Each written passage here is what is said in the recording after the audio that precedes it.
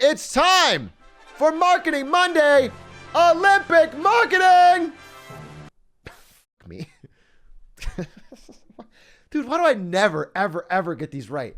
Welcome to Marketing Monday, Olympic Marketing Edition. If you guys don't know, maybe you don't, the Olympics have been going on for the past few weeks, and they're wrapping up soon, about 3/4 done, and there's been a lot of marketing abound. The Olympics are first and foremost, I hate to say this, a marketing event. For the past, I think, 30 years, the Olympics are no longer funded by the countries, they're funded by sponsorships. And so the Olympics have essentially become a business. Mostly what they fund is lawyers to enforce those legal trademarks, to shut down anyone else talking about the Olympics. And the reason they do this is because brands pay an absurd amount of money to be considered the official product of the Olympics. And if other brands were able to get that kind of clout, let's say, for example, you're the official product of the Olympics, like you're Visa, and you're the official product of the Olympics, and you spend $100 million. And then MasterCard spends $1 million to get the gold medalist to tweet about it.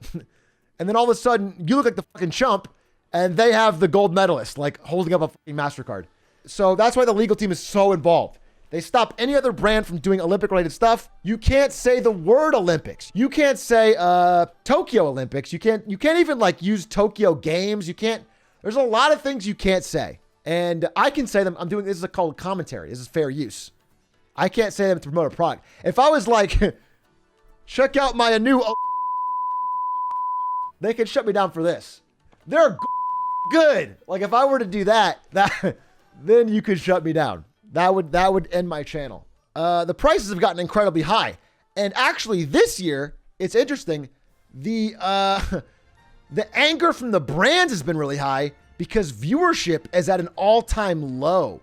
The ratings are at near all-time lows. 40% down from Rio. People are watching way, way less. Part of it was because NBC shoehorned so many events onto Peacock. So you have to fucking download and make a Peacock account to watch the Olympics. It's nobody wants to use Peacock. Stop trying to make Peacock happen. Brands who spent $100 million plus to be the official chips of the Olympics, or the official cookie of the Olympics, or the official credit card of the Olympics, or the official whatever the Olympics, card of the Olympics. They spent a lot of money for that. They're pissed. They're ringing up and asking if they can get some sort of discount because they spent a lot of money expecting a certain level of viewership that they're not getting. But what made it worse, and that's what I'm going to talk about first. I have two parts to this Olympic Marketing Monday. And the first part is my medalists.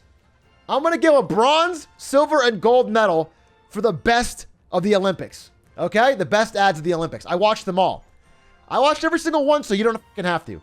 And I don't want you to have to, because here's the second part. I was going to do the worst. I was going to do the bronze worst, silver worst, gold worst of the Olympics. The problem is they're almost all bad. They're all so bad. It was honestly one of the worst marketing performances I've ever seen. It was a disaster. It was like they were doing the high jump and they couldn't get off the ground. You know how I said brands are calling the Olympics and asking for their money back? Well, you never get your money back. No company's ever given you your money back at 100. If you give a company $100 million, they're not giving you the money back. But what they're doing is Toyota and Geico and some of the big spenders are going to get freebies during Sunday Night Football. So they're going to toss in some freebie Sunday Night Footballs to make up the viewership. Toyota, by the way, one of the absolutely awful ads. Here she is, man. By the way, they spent $100 million so they could say the Olympic dance here. This is their big... Was it worth it, Toyota?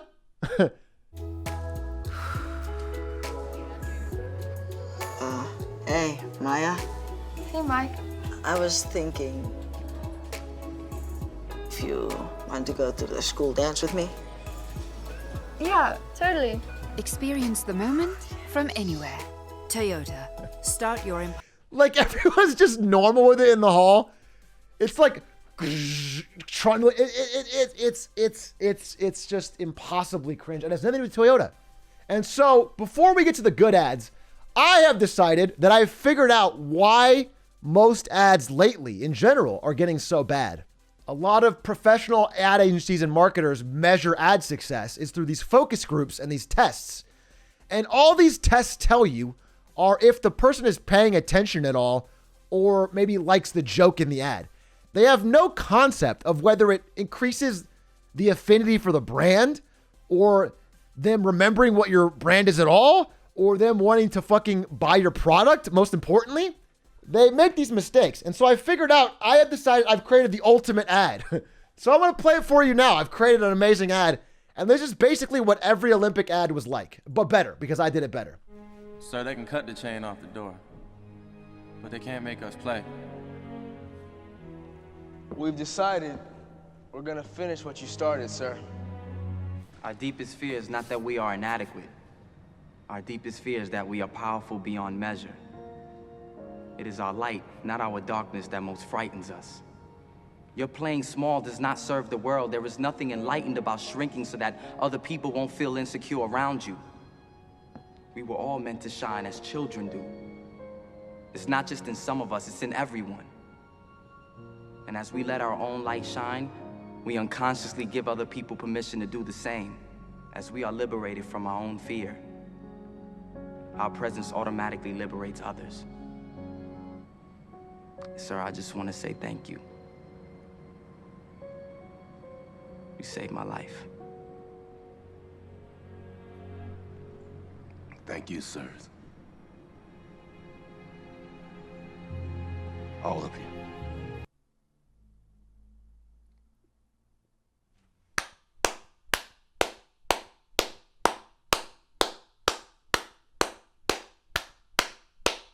Stand up. Stand up for that. Standing ovation. Who cares if your product is featured in any way within the ad or makes any sense at all? Just make them feel sad or make them laugh and then slap your logo at the end. So that's my ad, which sums up all the bad ads of the Olympics. But I'm going to talk about the 3 that I liked, all right? Now, this first one is a pain for me to say. I didn't want to do this. I really looked, but I thought about it, and I've decided if this were a different brand, I would give this ad a higher rating. And so I'm just being kind of irrational because I hate the brand. This ad is a fine bronze medalist. It is Facebook's ad called Longboard Family. I got diamonds doing to the slice in both ears. What I want you to notice that I like about this ad, and again, what I imagined was if this ad was by Snapchat or if this ad was by basically any other social brand that I don't hate because I hate Facebook.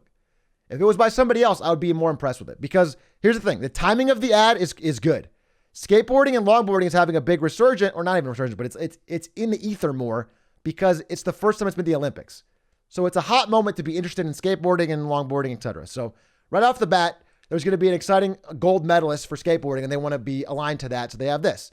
They also show the ad, show the product being used throughout the ad in ways that make sense. Slip that on and we might mystify. They also paid money for a really good song, and they also got talented people to do the longboarding. So good cinematography, good talent shown on display, the product being used, catchy, powerful song.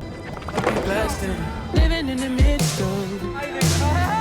Look, it's a step forward. It's not them like backhandedly apologizing / denying that they fucking ruined the country or whatever. Like they had a lot of like PR ads that were like oil company ads. They were terrible. It's not over the top. There's not an annoying voiceover. This could have been so much worse, and it wasn't. And so I have to give credit where credit's due. This is an improvement. Compared to what I saw during the Olympics, it was in the top tier. So I'm giving it a bronze. If this was an actual true-to-life Facebook ad, it would be like people fucking sharing anti-vax memes. You know, it wouldn't be a skateboarding group like, nice trick, bro. It would be like just zooming through 60-year-olds sharing different anti-vax memes. Now, there's a big gap between bronze and silver. Silver and gold, I think, are both actually pretty good ads. The silver medalist for best ad of the 2020 Olympics goes to, drumroll, please.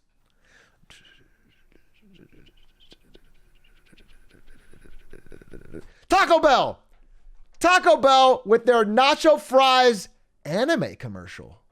Every time nacho fries came back, that warm nacho cheese sauce was drawing something closer to the surface. Just pause again. I mean, this could have been as simple as making a fake anime and having it not really relate. But they always tied it back to the nacho fries. And what's great about it is after you've seen this, you're not like, oh, that was a great anime. What brand was that for? You know it's Taco Bell and you know it's for nacho fries. And you still think it's cool. It's that subtle difference that makes a good ad from a fucking forgettable one. They tie it all in with what they're actually trying to sell. I'm getting fried here! This is our world, and these are our Mexican spices. Yeah, it's a fire ad, bro. And also, anime's the hotness right now. And they're on the wave early and cleverly and well. Like, if you're an actual anime fan, you appreciate that. And so, good ad, good silver medal. But it is not my gold. It is not my gold, and that is why I'm going to reveal now my gold medalist. And that, of course, goes to Omega with this really beautiful ode to Japan as a country. And I'm right on the middle mark, and I watch. Oh, Miga, I'm sorry. Too much Twitch. We all are living in a dream. Fireworks, the koi fish. And all these sorrows I have seen, I Cranes. Just absolutely baller editing. Stunning, phenomenal editing, great cinematography, great shots, ties in with the watch, but not overtly so. Just super well done and super respectful and honorable of, like, a lot of the beauty of Japan. And it shows, first of all, in the views. This is the most viewed ad of the Olympics by far, I believe. 48 million views, did phenomenally. And the comments are amazing. There's so many Japanese comments saying how beautiful it is. And so I was impressed. It just had respect and good cinematography, and it was beautiful and showed the product. It accomplished all the goals you'd want for like a really classy Olympic ad. If I had worked on this ad, I would feel really proud. So I assume they do. That's my gold medalist. And I'm not kidding when I say outside of those 3 ads, I couldn't find a single one that I even thought was redeemable. The last scene should have panned out to a half watch, half Omega lol emote. That would have been so powerful. Thanks, Quack. Appreciate that. You can include that in the edit. Put that in the edit, and the YouTube comments can let us know if that's if that's powerful or not. leave me to dream.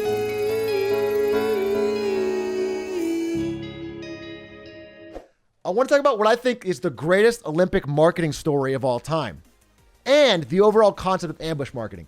So to do this, let's flash back in our minds to 2012, okay? It's the 2012 London Olympics. And just like today, brands are spending hundreds of $millions to be the official brand of the Olympics. And this is back when Olympics had insane viewership. The London Olympics had massive viewership, okay?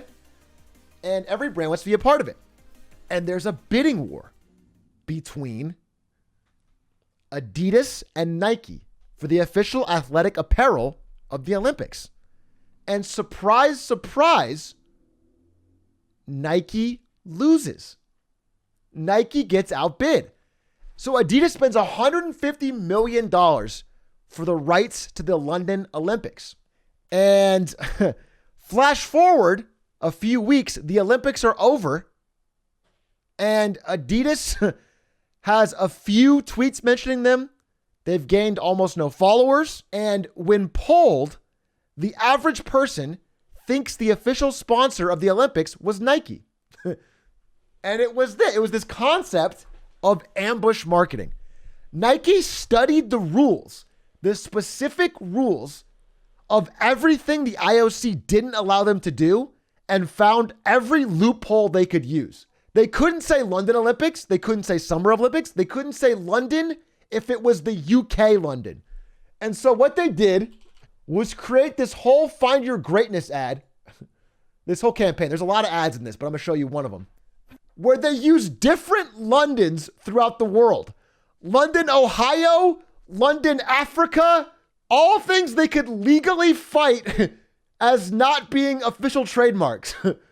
London Plaza, Little London, Jamaica, London Hotel. They also couldn't use any Olympic athletes, but they made their ads seem like that was the purpose. The entire point of the ads is like, there's no bright lights, no big stars, just everyday sportsmen in London, you know? And so they completely pivoted and spent a fraction. They spent on no big stars. They saved $150 million on London rights. And instead, they got tens of thousands of tweets about their Olympics, even though they were not even there, and gained, tens of thousands of followers, way more than Adidas. So that they crushed them in every metric. But there are great athletes. Somehow we've come to believe that greatness is reserved for the chosen few, for the superstar. I mean, that is literally them spitting in Adidas' face. The voiceover is them saying, imagine being so cringe as to have the stars. Imagine being so cringe as to have the gold medalists. This is not about lowering expectations. It's about raising them for every last one of us. Greatness is wherever somebody is trying to find it.